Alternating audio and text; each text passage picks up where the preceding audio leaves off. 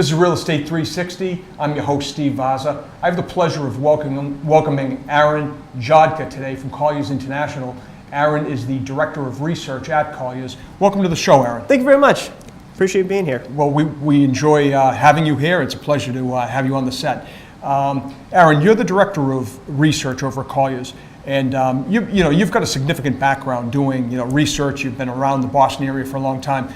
What are you doing over at Colliers, and how do you see things? Sure. So at Colliers, I'm the Director of Research, and I get to sit with all the different teams. I work with investment sales, our brokerage teams, get to work with capital markets group, our marketing teams, our graphics group. So we kind of sit at the center of the whole organization and get to piece all these things together and hear the trends, try to predict where the future's going, what we've seen in the past, Absolutely. what that might predict. And Colliers is certainly, everybody knows Colliers. You guys are at the forefront of, you've got your finger into everything right now. Sure. in the Boston and international real estate markets. So, obviously your team relies on you for data and research. And tell me a little bit about your background and how you have, come to provide that information. Well, I started out at property and portfolio research originally out of college. That was back in 2005, and we were acquired by CoStar Group in 2009, became CoStar Portfolio Strategy. But in that time period, I was covering markets, learning about cities, eventually focusing on Boston, managing a group of folks, a team across the country on real estate economics, and really just honing in and managing accounts, trying to do a little bit of everything, wearing a number of different hats. And then the opportunity at Colliers came up and getting closer to the deal. So really getting to the heart of why are tenants doing this? Where's this going next? The true story behind it, which to me as a research guy is great. Well, as a guy from Acton, and you and I were talking, previously, I've done a lot of development in Acton and through those areas. And you've obviously seen tremendous growth, whether it's in the suburbs or downtown Boston. So let's talk downtown, Boston for the moment. Let's talk about trends. Obviously, one of the big trends right now is transit-oriented development, and there's just that's the seems to be the buzzword these days. It sure is. The infrastructure that we have in Boston, it's aging. Bridges are a little bit dated. Subway system, when it runs on time, it's great. When it doesn't, it's the opposite of great. We need to find a way to move all the people around. Boston's added over 50,000. That's been one of our challenges for a long time. It has been, and we need to find a way to solve that problem. Boston's added over 50,000 new residents since the 2010 census. It's a lot of people to be moving around here. So yes, transit-oriented development is a key. If I can have the hotels there, the office there, the residential there, the retail, make it a hub, it makes things a lot easier. We do a study where we look at the rent levels within a quarter mile of every T-stop in Boston. And when you're in downtown Boston, the rents are all about the same, low to mid 50s in most cases. And that even extends out to the seaport, which early is a the city cycle. Unto itself. Yes, but 5-10 years ago, those rents were half of that. Right. Well, I can, probably a few years before that, maybe going back 15 years now, around that time. I mean, I can remember when we used to park cars out there. Right. And mud-flags. now look at it, it's a city unto itself. And so let's talk about growth out in the seaport. Let's talk about some trends out there. How do you see things out there? It's booming. It is one of the hottest markets in the country. It's clearly in Boston. Kendall Square is right there as well when you get over to Cambridge, but in the city of Boston, it's second to none. And in the seaport, how are they dealing with, you talk about infrastructure issues. What is the overall game plan for servicing all that, new population? Trying to figure it out is, I think, the honest truth. The silver line, in hindsight, we should have made that a hard rail back in the day. But we ran out of money with the big dig, and there was some challenges with that. So the appetite wasn't there for connecting it in such a way. Hubway has been a key growth driver for that part of the market, with lots of people riding bikes. Tons of activity coming out of South Station, so a lot of people on foot, but there's still plenty of cars, and that can create some bottlenecks. No question about it. So with all of the people you talk about, whether it's on foot and walking and this and that, let's talk about apartments. I mean, Boston is experiencing just an absolute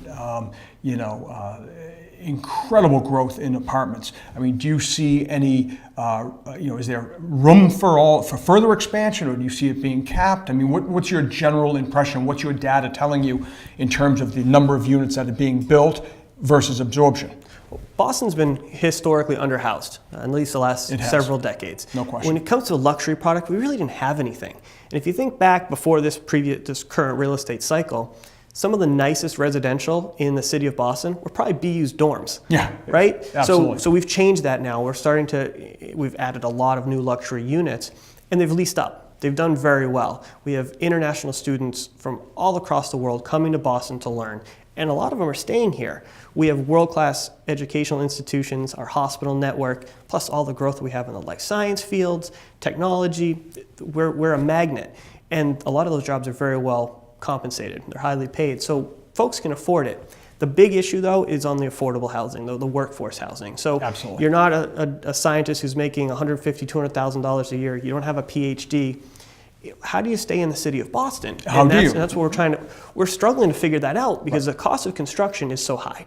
It really is. You can't come in and say, oh, I'll build an apartment for $1,500 a month, $2,000 a month. It doesn't work that way. We need to find ways to either offer tax incentives, some kind of affordable housing credits to make those work. And there's only so much of that money to go around. There is. You can't add 10,000 affordable units very easily. I mean, we're developing. I'm developing in other cities right now, and frankly, there are a lot of tax incentives and whatnot to both attract developers, and there are a lot of tax credits to first-time buyers and whatnot. Obviously, Boston is a different market, than some of these secondary markets where they need those type of incentives. As you mentioned, you've got escalating land prices, construction costs, which is not unusual for a robust economy like this. We're seeing construction costs that are as high as ever, and the inability to find I don't want to say good contractors because there are tons of good subs out there, but so many of them just have a full backlog of work that they're almost too busy, and it's like I'll do it, but here's my price. Yes. So everything is being moving up. So that's a real challenge. Let's just talk a little bit about the suburbs for a minute. Now, I know that we talked about Acton earlier, where I know you grew up from. I used to develop there. Let's move a little further out to the Air in Fort Devens. I know that you've spent some time out there and you know quite a bit about it. So let's talk and tell me about what you think of the Fort Devens and what they're doing out there. Yeah, Devens is a very interesting market in the sense of it's a hub of activity for that part of the marketplace. The biggest challenge is housing.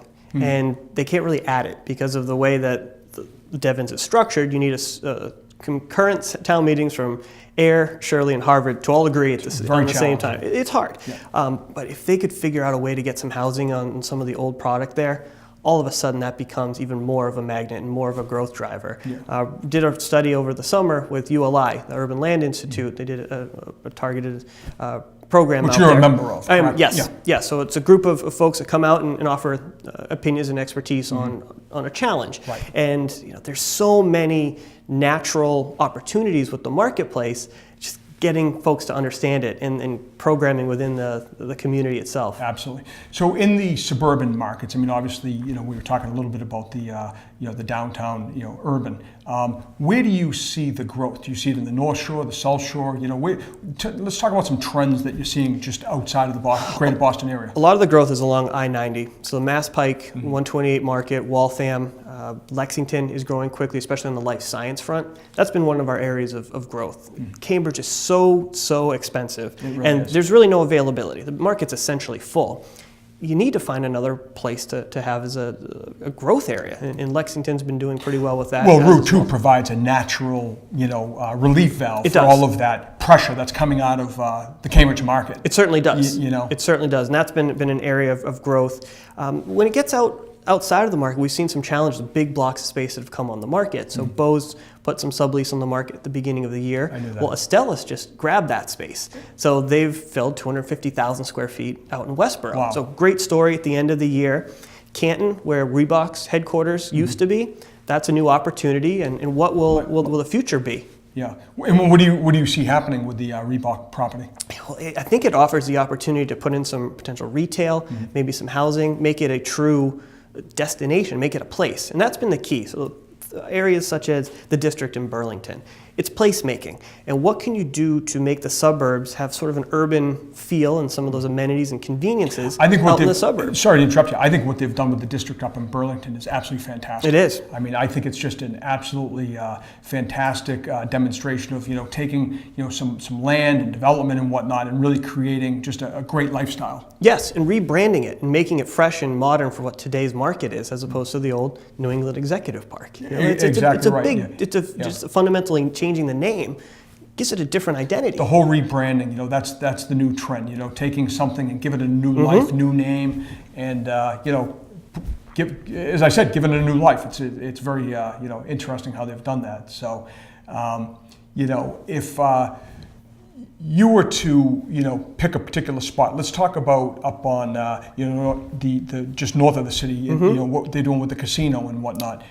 Amazing changes. If somebody could see what that area looked like, 5 years or so, ago, maybe a little bit more time, but the amount of development up there has been absolutely phenomenal. And the demographics are there to support it. There's just a lot of great synergies right now. And the housing is the thing. We were getting on the topic earlier of how do you solve some of the affordable housing issues. Maybe you don't solve it in the boundaries of Boston. You solve it in Malden and places like Everett. You add new housing, and you can do that in Chelsea, and you can have it be for working class folks. That's great. An insight. Opportunity. No, it really is, because there's a lot of quality residential up there that could be absorbed and turned over at a reasonable, rational and it's price. So close to the city. So close. It's so close to the city, but historically it's been a working class neighborhood with manufacturing and some of the jobs that we're not doing anymore. Right. Well, that's changing, and our economy's evolving, and people are looking out to this outside of the city and from the other places in the suburbs. What's next? And, For sure. And those areas are potentially that answer. So let's talk about something that's equally exciting, at least in my opinion, as the Boston real estate market. Last night, the Trump administration signed some historic tax cuts. I'd like your opinion on what you think that's going to do to the continued momentum in Boston. It's great news for the real estate community. It really is.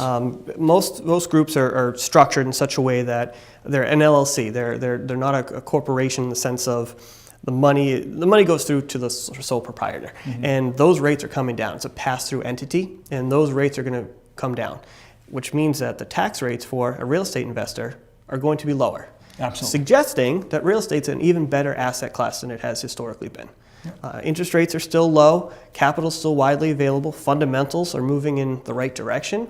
It seems to be a pretty good recipe for growth. And we even saw today, AT&T, Comcast, they're offering bonuses already to their employees because of the tax cuts. It's fantastic. I mean, my phone, I've had not only existing investors in my real estate fund, but we've had new people calling because everybody knows that there are some provisions that are very favorable to real estate in particular. Sure. Not that everybody has fully thought it through, but they're calling me, asking me, what's my opinion? How do you see that happening? And I personally think that we have some unprecedented growth in not only the Boston market, but just in real estate in general.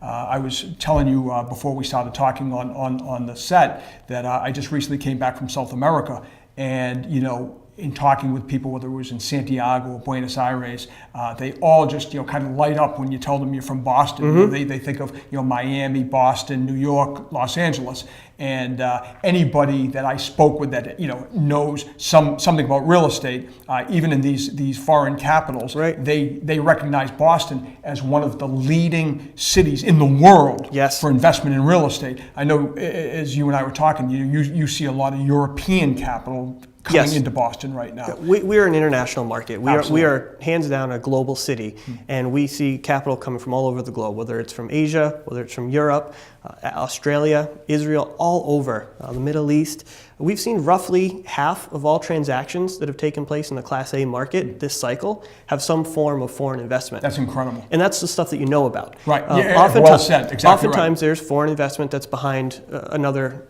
firm that buys it. It's tremendous. And these are long-term holders, which is changing the dynamic in the marketplace, because usually it's a 5-year hold, 7-year hold, the market turns over.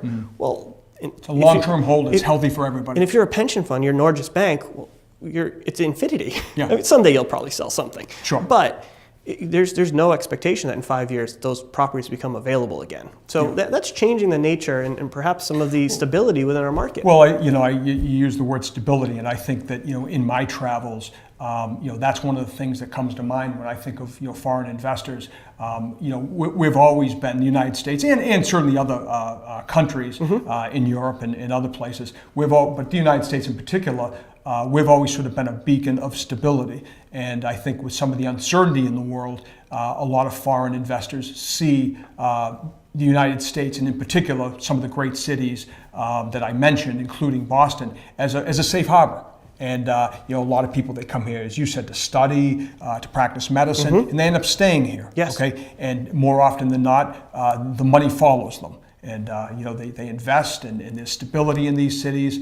And I think there's just some great opportunity. There has been over the past several years, and it's going to continue to grow with these new tax cuts. Yes, and we take a lot of that for granted being here in Boston, that we have 250,000 students that are here every single year. Absolutely. We graduate around 50,000 of them. That's a tremendous pipeline of growth, which is one of the reasons Amazon's looking at Boston as a potential second headquarters opportunity. Absolutely. We can churn out those jobs. Now, we talked about the infrastructure, and we'll have to figure out some solutions there. But we can do that. And we have an intellectual capital base that is really unprecedented. No one else can match that.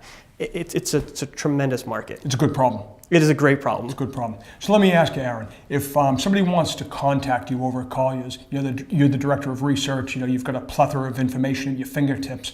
You guys are at the forefront of everything. How does somebody get in touch with you? Sure. They're welcome to reach out to us directly through our Colliers website, or feel free to give me a shout at 617-330-8059. There you have it. Aaron Jodka from Colliers International, Director of Research.